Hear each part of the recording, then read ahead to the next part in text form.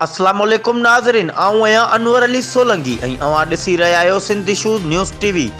Sindhi shoes news TV bulletin में अवां खे भलीकार ख़बर शामिल कंदासीं तालका मोरो जे सिटी रिपोर्टर जानी जुमानी जी कैमरामैन आरिफ अली यूसुफज़ई सां।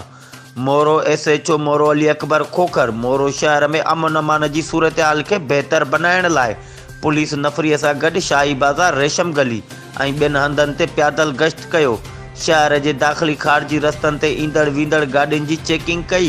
शहर जे मुख़्तलिफ़ हंधनि ते स्नैप चेकिंग करे शकी माण्हुनि जी तलाशी वरिती वई, जिन खां पुछा ॻाछा कई। उन दौरान SHO अली अकबर खोखर, सहाफ़ी जानी जुमानी, सहाफ़ी ज़फ़र पंवर, आरिफ अली यूसुफज़ई सां ॻाल्हाईंदे चयो त असां शहरनि जा मुहाफ़िज़ आहियूं, जिन खे तहफ़ुज़ ॾियणु असांजी अवलीन तरजीह आहे। हिन चयो त शहरनि खे तहफ़ुज़ ॾियण लाइ हर मुमकिन कोशिश वठी शहरनि खे तहफ़ुज़ ॾियारींदासीं ऐं अमन अमान खे बरक़रार रखण जी भरपूर कोशिश करे रहिया आहियूं। कंहिं बि सूरत में फ़ौरुनि, चोरनि, लुटेरनि, मंशात फ़रोशनि खे बख़्श न कयो वेंदो।